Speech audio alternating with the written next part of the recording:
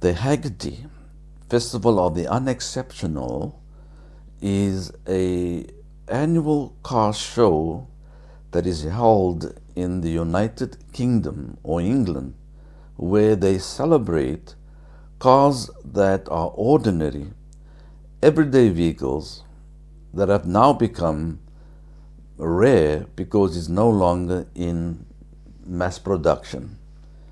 These cars are often overlooked by the collectors of classic or vintage cars.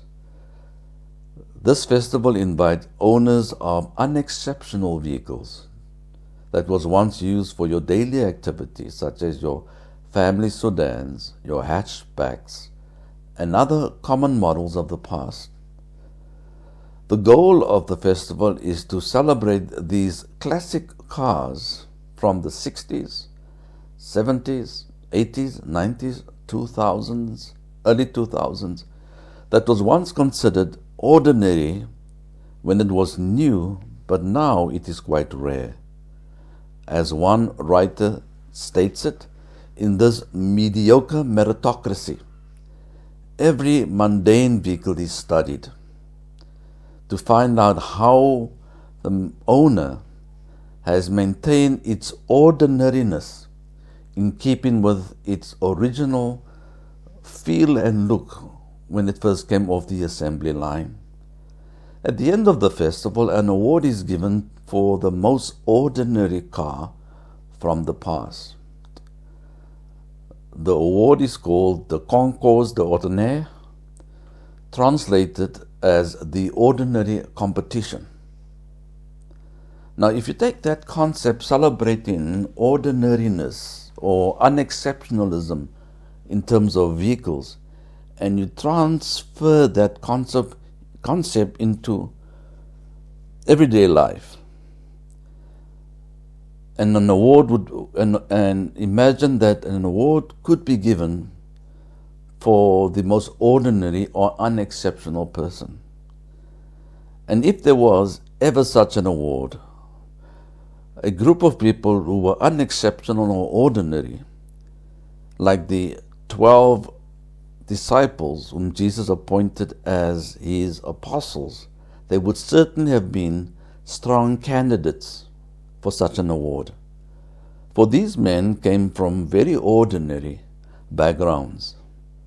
They were farmers, fishermen, nothing exceptional in their birth or their family line. And yet in Mark chapter 6, verses 6 to 13, we find Jesus is sending them out to do exceptional or extraordinary things. And the question I ask when I studied this text is, how did Jesus take very ordinary, unexceptional men and turn them into men who will do extraordinary things? How did Jesus take these individuals where there's nothing impressive about them in terms of their background, in terms of their special training, in terms of their personalities, and Jesus took them, very ordinary, very mundane people, and turned them into men who would do extraordinary things. And a study of these men and how Jesus took them from ordinariness, from unexceptionalism, to men who did exceptional things. In our journey up to this point, my name is Cedric Chippendale. In our journey up to this point, we find Jesus has just came out of an unpleasant confrontation with the folks in his town where he grew up.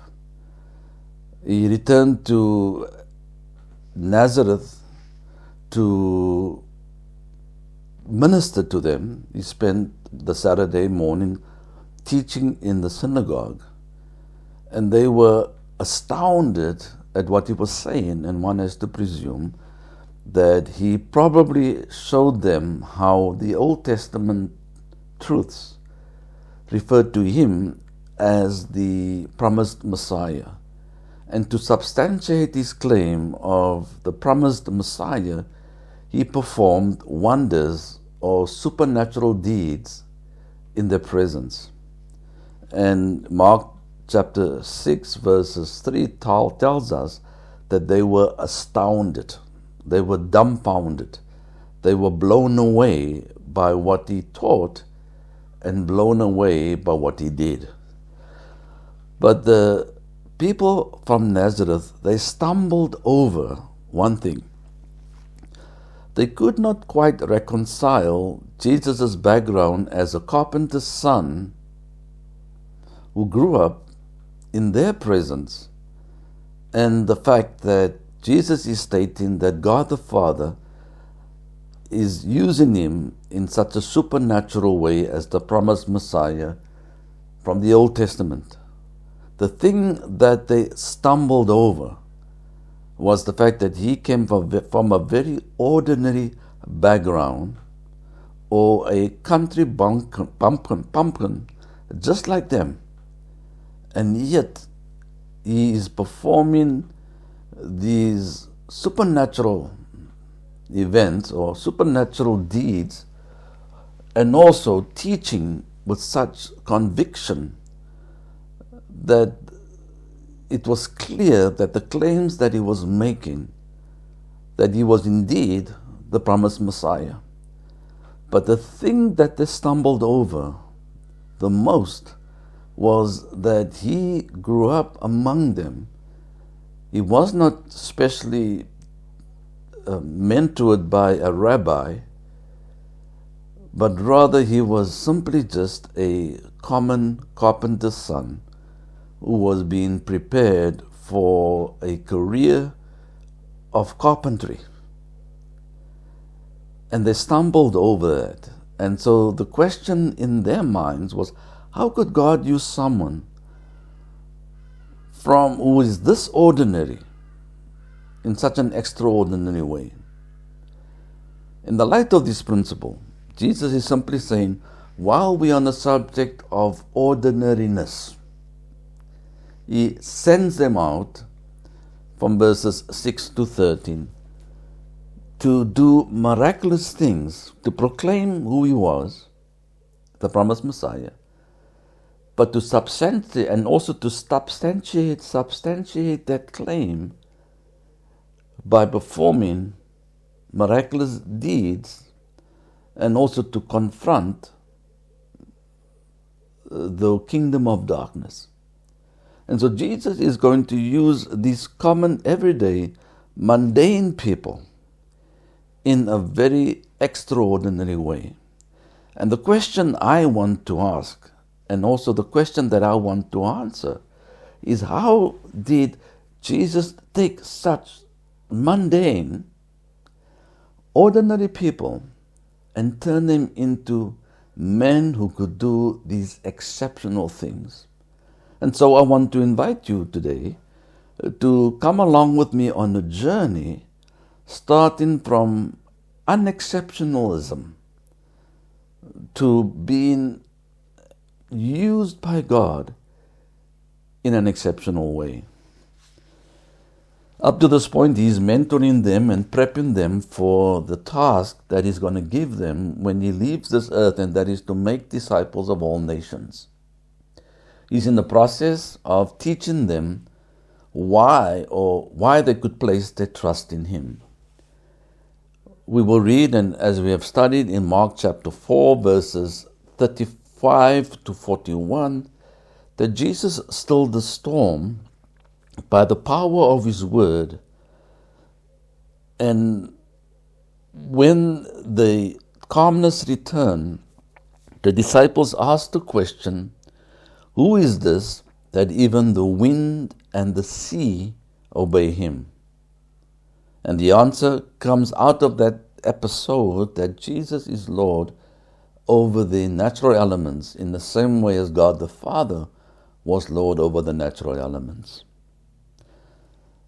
After they have landed on the other side through sailing on the Sea of Galilee, they were met by a disturbed man, whom, as the text unfolds in Mark chapter 5, verses 1 to 20, as a man who was taken over by a multitude of demons. And through the interaction with Jesus, Jesus drives out the multitude of demons. And the disciples have witnessed this confrontation with the demonic world, and the conclusion that they had to draw was Jesus was also Lord over the demonic world. When they are expelled from that region, they go on to another side of the lake where they are met by a man called Jairus. Jairus comes to him, lays at his feet, and begged him to come home with Jesus because his beloved daughter, 12-year-old daughter, is dying, and the cause of ailing is not shared with us. And Jesus, in his humanity, feels for Jairus and changes his schedule for the day and goes with Jairus to his house where his daughter was laying and fading away. En route to that place, there came a woman who was suffering from probably a gynecological disorder that caused her to bleed for 12 years. She came covertly behind Jesus and grabbed the hem of his garment. And immediately, in faith, she received release and relief from her condition. And immediately the bleeding stopped. And Jesus stops to interview her and assure her that her healing was permanent. And in doing so, he taught the disciples that he is indeed one who is worthy of their trust because he's also Lord over the disease. And then while he was having this interaction with this lady, the 12-year-old girl dies from a disease. And Jesus is met, or Jairus is met by people from his home saying, don't bother the teacher anymore because your little girl is dead. She doesn't need a doctor. She needs now an undertaker. Jesus then makes his way to the home of Jairus where the alien girl who now is dead is laying, and by the power of his word he raises her from the dead and she is restored back to life. And Jesus then in doing so is underlining the fact that he is worthy of the trust because he is Lord over death itself. And now in Mark chapter 6, he is saying, your training to this point has prepared you to go out, and Jesus sends them out 2 by 2 to do exceptional things. And so how did they come to a point where they were able to do exceptional things when they started out as being ordinary, mundane, unexceptional people? And this journey from unexceptionalism to exceptional began with a positive response to his call upon their lives. Their journey began when Jesus summoned them to be with him, and then he would send them out. In Mark chapter 6, we have the third call, but there is 3 other callings that preceded that. Mark chapter 6, verse 7 is the 4th call. In Mark chapter 1, verses 16 to 18, the first call came to them. We read, as he went along the Sea of Galilee, he saw Simon and Andrew and Simon's brother casting a net into the sea, for they were fishermen. Jesus said to them, follow me, and I will turn you into fishers of men. And they left their nets and immediately followed him. And then in Mark chapter 2, we have the second call, verse 14. As he went along, he saw Levi, the son of Alphaeus, sitting at the tax booth, and he said, "Follow me." And he got up, that is Levi, and followed him. And then in Mark chapter 3, verses 14 to 15, we find Jesus giving the third call to the same group of men. We read that Jesus went up the mountain and called whom he wanted and came to them. He appointed 12 so that they would be with him and he could send them to preach and to have authority to cast out demons. And in that section, we find Jesus is doing what God the Father did to Moses in Exodus chapter 19, verse 20, where God called Moses on Mount Sinai. And Jesus then sovereignly called these 12 into a new community. He went up on the mountain and he called whom he wanted. And he said to them, and they came to him, and he appointed 12 so that they would be with him and he could send them to preach and have authority to cast out demons. And so the call of Jesus upon their lives became primary to their entire life. That Jesus determines the call, and this call supersedes and overrides their will. Jesus is the sole and exclusive subject of the call, and they had to come to the conclusion that they were privileged to be called by him, but also come to the conclusion that nothing in this life is more important to them than Jesus. And this call became primary for their lives, and their positive response to this call began their journey from ordinary people, mundane people, to men who could do extraordinary things.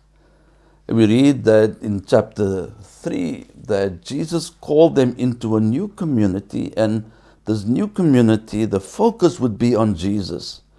We read in that text, he called those whom he wanted. Or in the Greek, it's far more emphatic. In a sense, the sense there in the Greek is that he summoned those whom he willed. Their positive response to this call initiated their journey from unexceptionalism to exceptionalism. The NIV, the New International Translation, says that he appointed the 12. But in the original text, it really states he made 12 or made the 12. You see, to appoint is to select from an existing pool of people and to raise those individuals to a new status. But to make something is to bring something into existence. The Greek word that is used there, eposin, means made in essence. In other words, that these disciples had to come to Jesus with an open agenda so that he could make them into the disciples that he wanted them to be. The disciples had to be opened to be shaped by Jesus. And the principle here is that discipleship does not consist on what we can do for Christ, but the essence of discipleship is what Christ can make the disciples into. And when they responded to the call, and when he made them into the 12, they had to be pliable, like soft clay, with an open agenda, so that he could make them into the disciples that he wanted them to be. And the question comes then, To what did he call them? He called them into a mission that is founded on a relationship with himself. That is what it says in chapter 7, verse 14. In chapter 3, verse 14. In order that they might be with him. The first aspect of the call is a call to a mission where the foundation of that mission is a relationship with Jesus Christ. And so he called them, and he says, when you respond positively to this call upon your life, it comes with an attitude that you have nothing to contribute to this relationship, but rather that you should be open to be formed into the disciple that Jesus wants you to be. And when you have that kind of attitude, the journey from ordinariness, the journey from mundaneness, the journey from unexceptionalism begins, because your attitude is, I have nothing to contribute to this relationship, but I'm open to be molded into the disciple that he wants me to be. And that molding process is a painful process.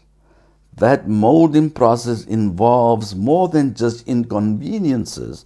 That molding process involves the concept that his call upon my life is most important. More than that, that molding comes with stumbling and failure and also with success. And so Jesus calls them, first aspect of the job, in order that they might be with him. And the society or the team to which they have been called is not determined by their personal preferences. It is determined by his summons. These men, 12 of them, will have nothing in common except his sovereign call upon their lives. And by responding positively to that call, it opened up a new world for them. And the journey from mundaneness, the journey from unexceptionalism begins with an attitude of responding to the call and being open to be made into the disciple, open to be made into the disciple that he wants us to be. This call, as stated in Mark chapter 3, verse 14 and 15, is defined by two purpose clauses, if you could use that. The purpose for this call is dual. Number one is that they have been called to be with him. That's the first part of the job. The second part of the job is that to be sent out by him. And this second part is divided into two separate extra responsibilities: to preach and to have authority over the demons. You see, being a disciple is a matter of being made into the kind of disciple that Jesus wants them to be and wants us to be. But also it involves being sent out by the one in whom we have a relationship with. In other words, the result of being made into the image of Jesus Christ, the result of that is being sent out by him. Discipleship, in essence, is a relationship before it becomes a task. The who comes first, and it's followed by the what. God the Father, in Exodus chapter 19, verse 20, called Moses on Mount Sinai.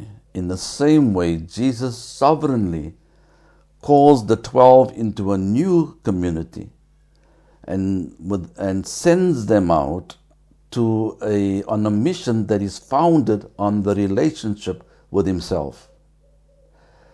The first purpose of the call is that they might be with Him.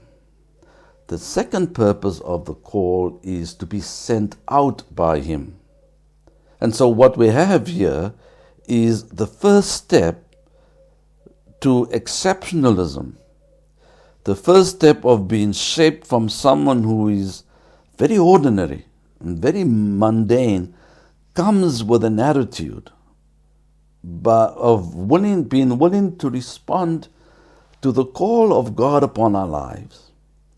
But it also comes with an attitude of being open to be shaped into the disciple that God wants us to be. And so when we talk about ordinary people, and that is very true, we are in service to an extraordinary God who places His call upon our lives. And when we respond positively to that specific call, it comes with an attitude of being shaped into the kind of disciple that Jesus wants us to be. And so the journey of the disciples from mundane to extraordinary starts with, number one, a positive response to the call of Christ upon their lives. And number two, with an attitude of being made into the kind of disciple that Jesus wants us to be. And so when He calls them, after He has called them, He appointed them, He made them into the 12 apostles. And so as we continue our study in Mark chapter 6, we have to realize that Jesus has taken these men on a journey from mundane, from ordinary, and shaped them into men who could do extraordinary things. And that journey starts with a positive response to the call of God upon their lives.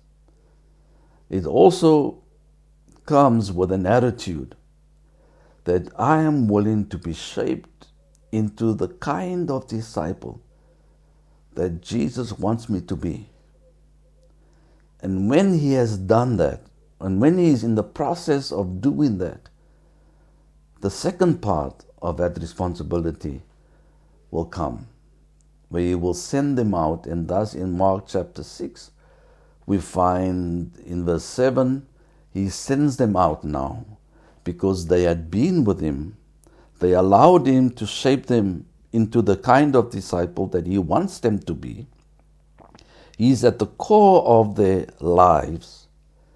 And now they were ready to go out.